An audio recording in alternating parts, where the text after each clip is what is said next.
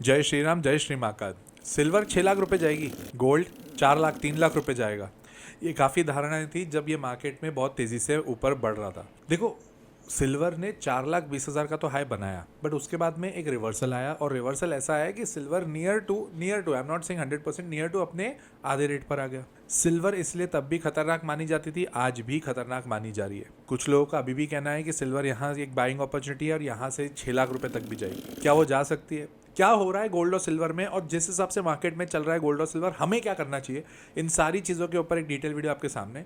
But ये ध्यान रखिएगा, ये कोई बाइंग सेलिंग रिकमेंडेशन नहीं है। इसको रिकमेंडेशन के हिसाब से मत देखिए, इसको प्योरली एजुकेशन पर्पस के हिसाब से देखिए, और देखिए कि गोल्ड और सिल्वर में जो मूवमेंट आता है उसके मूवमेंट के पीछे क्या कारण है और किस तरह से पूरा मूव हो रहा है। सबसे पहली चीज, अगर 2.25 लाख रुपए पे अभी चांदी चल रही है तो क्या वापस 6 लाख रुपए जाएगी? ये एक बहुत बड़ा क्वेश्चन है। अब इसमें बहुत सारे फैक्टर्स इन्वॉल्व होते हैं। मैं अभी स्पेसिफिकली सिल्वर के ऊपर बात कर रहा हूँ, गोल्ड के ऊपर मैं आगे आऊंगा, ठीक है। सबसे पहले हम सिल्वर के ऊपर ही बात कर रहे हैं। क्या ये 2.25 लाख की चीज 6 लाख रुपए जाएगी? Answer is depends on lot of things. Long term के हिसाब से देखो, जो मेरे को लगता है जानी चाहिए, कोई बहुत बड़ी बात नहीं है। बट सर अभी तो इनफैक्ट जानी चाहिए थी, क्योंकि वर्ल्ड में अनरेस्ट चल रहा है। वर्ल्ड में जब अनरेस्ट चलता है तो गोल्ड और सिल्वर सेफ हेवेंस होते हैं, तो गोल्ड और सिल्वर बढ़ने चाहिए। यहाँ पर ये गोल्ड और सिल्वर घट कैसे रहे, और वो भी तेजी से गिर रहे हैं। तो अगर ऐसे चलता रहा तो हम गोल्ड और सिल्वर पे क्या भरोसा लेके इन्वेस्ट करें? एक तो ये बहुत इंपॉर्टेंट खबर आ थी। वॉर में क्यों नहीं हो रहा है उसके पीछे कारण समझिएगा। देखो, ट्रेडिशनली जब भी वॉर होता है तो वॉर में कोई ना कोई इकोनॉमिक क्वांटिटी या इकोनॉमिक प्रोडक्ट इन्वॉल्व होता है। जैसे अभी यहाँ पर क्या इन्वॉल्व है? क्रूड ऑयल, ठीक है। अब क्रूड ऑयल क्योंकि इन्वॉल्व है तो क्रूड ऑयल के बेसिस पे बहुत सारी चीजें चल रही है। आप देखोगे जब भी ईरान या यूएस कुछ बड़ा कमेंट करता है तो क्रूड एकदम तेजी से भागने लग जाता है या एकदम से तेजी से गिरने लग जाता है, राइट। तो क्रूड अपने लिए यहाँ पे इकोनॉमिक फैक्टर हो गया, सबसे पहली चीज। दूसरी चीज, अगर क्रूड इंपॉर्टेंट फैक्टर है और अगर वर्ल्ड में अनरेस्ट बढ़ता है तो सर लोग को गोल्ड सिल्वर लेना चाहिए था, गोल्ड के सिल्वर के प्राइसेस बढ़ने चाहिए थे। अब एक चीज समझिएगा, पूरे वर्ल्ड में ये चीज लोगों ने एक्सेप्ट कर ली है कि वॉर तो होगा ही होगा। तो वॉर तो होगा ही होगा। हम लोग सेफ हेवन ऑलरेडी खरीद रखे हैं। बहुत लोग ऊपर फंसे हुए हैं यार गोल्ड और सिल्वर में। 1,70,000 गोल्ड में, 3,50,000, 3,40,000, 3,30,000, 3,60,000 में चांदी में। जब इतने ऊपर आप फंसोगे तो इस भाव पे आप एग्जिट तो नहीं करोगे, और पैसा डालने की ताकत भी नहीं होगी। तो फिर किसके ऊपर डिपेंडेंट होगा? सर बीच में तो ये खबर आ रही थी ना कि सारे सेंट्रल बैंक्स इसको खरीद रही हैं, अभी भी खरीद रही हैं टू अ सर्टेन एक्सटेंट। पर इसमें ना 2-3 चीजें, पैरामीटर्स थोड़ी बहुत धीरे धीरे चेंज हो रहे हैं। इसलिए मैं पहले भी आपको कह रहा था कि चांदी में बहुत ज्यादा बाइंग नहीं बन रही है। क्यों? क्योंकि चांदी बहुत रिस्की है। अगर आपको चाहिए SIP करते हो, अब अगर आपने SIP कंटिन्यू करी होगी तो 2,20,000 पे भी आपने गोल्ड सिल्वर खरीदा होगा ना, आपकी एवरेज प्राइस ही 2.5 लाख से नीचे नहीं होगी। तो इन दैट सिचुएशन वो एक बार फिर भी कंफर्टेबल सिचुएशन है। हो क्या रहा है? सबसे पहले आपने बीच में एक खबर सुनी थी, वो थी कि Samsung silver, lab grown silver develop कर रहा है। ये एक बहुत क्रिटिकल खबर है। अगर ये आ गई ना खबर तो आपको कोई बड़ी बात नहीं, चांदी में क्रैश दिखेगा। मैं गिरने की बात कर नहीं रहा, क्रैश दिखेगा। अगर मेरे को ऐसा लगता है कई कई बार, जहां पर धुआं उठ रहा है ना, तो वहां पे कुछ ना कुछ चिंगारी या कुछ ना कुछ आग तो लगी होगी। वो अलग बात है कि उसको शांत किया गया है। अगर लैब ग्रोन सिल्वर आती है मार्केट में तो सिल्वर क्रैश होगा। क्यों? समझो इस बात को। गोल्ड अगर लैब ग्रोन आता है तो उसके बाद गोल्ड में क्रैश नहीं आएगा। सिल्वर लैब ग्रोन आती है, सिल्वर क्रैश करेगी। कारण समझा? हम जब मैन्युफैक्चरिंग की बात करते हैं, अभी गोल्ड और सिल्वर को मैन्युफैक्चरिंग के लिए यूज किया जा रहा है, सिल्वर को AI, सोलर, इन सब में यूज किया जा रहा है। अब अगर होगा क्या, मतलब सिल्वर को आपने इंडस्ट्रियल पर्पस में यूज कर लिया, बराबर। अब अगर आप सिल्वर को इंडस्ट्रियल पर्पस के हिसाब से यूज करते हो तो इंडस्ट्रीज की तो कॉस्टिंग बहुत बढ़ जाएगी ना। अगर सिल्वर का प्राइस बहुत बढ़ गया तो इंडस्ट्री में प्रॉफिटेबिलिटी कम होगी, और अगर इंडस्ट्री में प्रॉफिटेबिलिटी कम होगी तो आज नहीं तो कल जाके कंपनीज को लॉस बुक करना पड़ेगा या प्रॉफिट्स कम होंगे। ये पूरी कहानी। आप बिजनेसमैन हो, इन्वेस्टर हो, इंडस्ट्रियलिस्ट हो, तो आप क्या चाहोगे? आपकी कॉस्टिंग कम हो। कॉस्टिंग कम कैसे होगी? आप ऑल्टरनेटिव ढूंढोगे। अब आपके चांदी के भाव इतने आसमान छू गए तो आप कहीं ना कहीं ऑल्टरनेटिव नहीं ढूंढोगे, उसके ऊपर रिसर्च नहीं करोगे।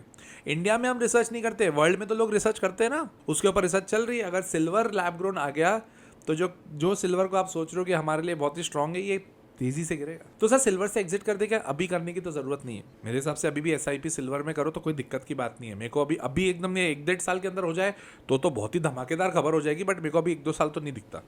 एक अच्छी खासी तेजी दिखती है सिल्वर में, राइट। तो वॉर की सिचुएशन में ये नहीं हो रहा। अब उसके बाद में एक फेड रेट के ऊपर आ गई बात। अब ये गोल्ड सिल्वर से दोनों से कनेक्टेड है। फेड रेट में हुआ ये कि उम्मीद ये थी कि फेड है ना रेट कट करेगी, मतलब अमेरिका की आरबीआई रेट कट करेगी। अब देखो इसका इम्पैक्ट क्या पड़ता है। इम्पैक्ट ये है कि अगर फेडरल रिजर्व ने रेट कट किया, मतलब अमेरिका में ब्याज दरें सस्ती हुई, अमेरिका में ब्याज दरें सस्ती हुई, तो जो लोगों ने अमेरिका में इन्वेस्ट किया है एफडीज में, उनके बॉन्ड्स में, उसकी भी ब्याज दरें कम होंगी, मतलब उसमें हमें रिटर्न कम मिलेगा। अब क्योंकि हमें ब्याज दरें कम मिल रही है, रिटर्न कम मिल रहा है, तो हम लोग एज एन इन्वेस्टर क्या करेंगे, अपने असेट को शिफ्ट करेंगे। किधर शिफ्ट करते? गोल्ड और सिल्वर में। रेट कट हुआ ही नहीं, तो अमेरिका अब ज़्यादा ल्यूक्रेटिव लग रहा है, तो उधर इन्वेस्टेड है ऑलरेडी, तो उसमें यहाँ पे कोई चेंज ही नहीं कर रहा। सिल्वर और गोल्ड के प्राइस गिर गए। फेड ने उम्मीद भी ये दी है कि इस बार एक आधी रेट कट करूंगा तो करूंगा, अदरवाइज रेट कट नहीं करूंगा। जिस दिन ये रेट कट, आप ये लिख लो, टाइमलाइन लिख लो, जिस दिन रेट कट की खबर आई कि फेड ने रेट कट करना चालू किया, तो वहां से आपको मजा आने लगेगा, वहां से आपको गोल्ड और सिल्वर तेजी से भागते हुए दिखेंगे। तो सर फेड रेट कट कब करेगी? अरे भाई अभी इन्फ्लेशन बढ़ेगा, क्रूड ऑयल के प्राइसेस आसमान छू गए, अब इन्फ्लेशन बढ़ेगा। अब जब इन्फ्लेशन बढ़ेगा तो फेड के पास ऑप्शन नहीं होगा, उसको अपनी इकोनॉमी को बूस्ट करने के लिए रेट कट करना पड़ेगा। थोड़ा समय लगेगा, इसीलिए मैं आपको क्या बोला, एसआईपी करते रहो, कोई दिक्कत की बात नहीं है, बट ये थोड़ा समय लेगा, ठीक है। तो अगर फेड रेट कट करेगा वो तब करेगा जब इन्फ्लेशन आएगा। इन्फ्लेशन कब आएगा? जब क्रूड ऑयल बढ़ेगा। क्रूड ऑयल बढ़ रहा है तो वॉर के चक्कर में तो ऑलरेडी बढ़ ही रहा है। सर अगर वॉर घट गया और हालत टाइट नहीं हुई और उसके बाद में क्रूड ऑयल यहाँ से और गिर गया और इन्फ्लेशन का डर नहीं आया, तो रेट कट नहीं होगा। और अगर रेट कट नहीं हुआ तो गोल्ड और सिल्वर के प्राइसेस बहुत ज्यादा बढ़ेंगे नहीं, तो रेट यहाँ पे स्टेबल हो जाएगा। तो आपकी नजर अब किस पे होनी चाहिए? नॉर्मली हमारी नजर किस पे होती है? वॉर पे। यहाँ पे नजर किस पे होनी चाहिए? Federal reserve. तो फेडरल रिजर्व पे थोड़ा ध्यान देखना पड़ेगा। लेवल वाइज बहुत लोगों के मैंने वीडियोस देखे, बहुत लोगों के मैंने जो कंसर्न थे वो देखे, उसमें बोले सर इस पे लेवल्स क्या हैं? इतनी वल्नरेबिलिटी है गोल्ड सिल्वर में, लेवल्स पे मत काम करो। न्यूज़ के टाइम पर लेवल्स काम नहीं करते हैं। आप ले लोगे 2.25 लाख का गोल्ड, चांदी का बहुत बढ़िया सपोर्ट है, वो टूट गया, 2,15,000 होके फिर ऊपर बढ़ गया, 10,000 रुपये का नुकसान झेल पाओगे? हालत टाइट नहीं होगी। तो इसीलिए अभी लेवल्स इतना काम नहीं करेंगे। रॉबर्ट कियोसाकी, जो कि रिच डैड पुअर डैड के ऑथर थे, जिनने पहले भी कहा था कि इस गोल्ड सिल्वर बहुत तेजी से भागेगा, उन्होंने फिर कमेंट किया है कि गोल्ड $35,000 और सिल्वर $200 तक जाएगा। ये भाई साहब ने ना बहुत, अब देखो यार इनकी बातचीत पहले भी सही हुई है। इन्होंने ये भी बोला है कि बिटकॉइन और इथेरियम्स बहुत तेजी से भागेंगे। आपको इन लोग को सुनना है तो आप देख लो। मेरे को इसमें ना बहुत रिस्क लगती है यार। मेरे को कोई बड़ी बात नहीं है। ऐसा एक जगह मैंने कहीं सोशल मीडिया पे सुना था कि इंसान हो या मार्केट, एट दी एंड ऊपर ही जाएगा। तो ये इसके लिए भी एप्लीकेबल है, बट कब जाएगा वही तो टाइमिंग का इशू है। सेफ हेवन का माने जाते थे गोल्ड और सिल्वर, और अभी फेड ने उसको उल्टा कर रखा है। ये पूरी कहानी चल रही है, पूरी कहानी जो चल रही है वो इस पे ही चल रही है। किस पे? अपना फेडरल रिजर्व पे चल रही है। एक और बहुत इंपॉर्टेंट चीज़ है, इंडियन गवर्नमेंट ने भी थोड़ा कुछ किया है। डायमंड स्टडेड सिल्वर ज्वेलरी को रिस्ट्रिक्ट कर दिया है।